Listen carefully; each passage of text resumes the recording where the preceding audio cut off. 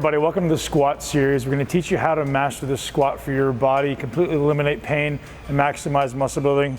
My amazing assistant, Big Red, otherwise known as Will, is going to help us with this. So the first thing I want you to know, and this is maybe the most important thing that sometimes gets lost in the shuffle, is active range of motion. What is active range of motion? Why does it matter? And how are you going to prevent yourself from getting hurt ultimately? So many people get hip pain, knee pain, back pain when they're squatting, and it's exclusively, in my opinion, because you're not obeying the law of active range of motion. So if we get Will to demonstrate active range of motion, here's what we'll look at. Well, they're gonna have you demonstrate what it looks like to do active range in your left side first, then your right side second. Just go up and go up.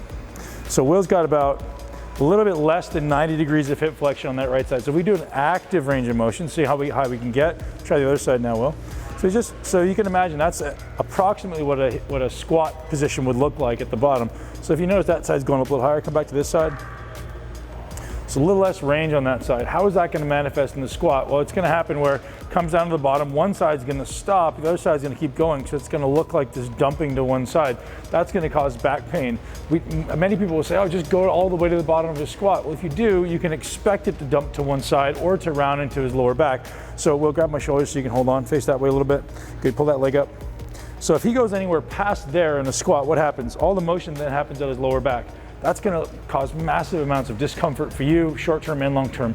You can get away with it for a short period of time, but eventually you're going to pay the price. So what we're going to do is we're going to suggest you stay within that active range. So just literally assess it, and I suggest you assess it certainly before the workout and ultimately before every set.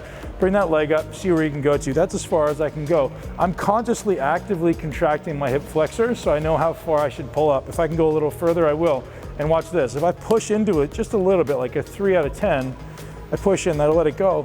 Oh, so I've activated the muscle on the front of my leg, and now I've got a little more range. So we'll show me what that looks like to activate your left leg. Push a little bit. So it's a very specific contraction. It's not a hard contraction. And I let it go and see if we can go a little further. Try again. Go. So we're just trying to go one more time. Good, good. So now he's got almost past 90 degrees there just by activating that hip. That's very, very important. Now there's one more thing that I want you guys to acknowledge when it comes to active range of motion. It doesn't always have to be in this plane of movement. So when I'm squatting, it doesn't have to be here. We can also do this. So watch my range here compared to this. So if I move out a little bit and I take a wider stance that would kind of emulate that position, that can be a much greater range of motion allowed at my hip and a much more comfortable position for a squat. So rather than just thinking that a narrow stance is going to work one thing and a wide stance is going to work something else, which by the way is absolute complete nonsense, you're going to focus on going, what do I have available to me at my hip? What foot position should I take to maximize the range of motion at my hip? Start there. That's going to allow you to get the greatest range of motion possible and go only as far down as you can. So Will, show me what a squat looks like just within your active range. Face that way. Good, yep. So Will's coming down to the bottom of the squat and he's very actively trying to contract his hip flexors. So you guys can see his spine right there is really neutral. He's not all that far down. Will go all the way to the bottom. Look where the range happens. It's all right here. So that's where he can go there, but it's going to be a bunch of extra stress in his spine and nothing else on his legs. So come back up into your active range.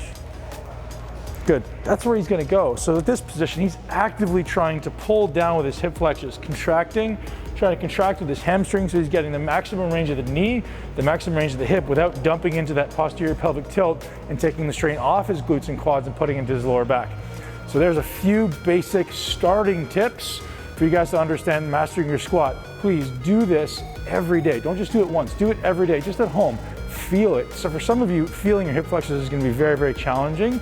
Practice every day. I'm going to be back here next week with another video for you on how to then take it to the next level.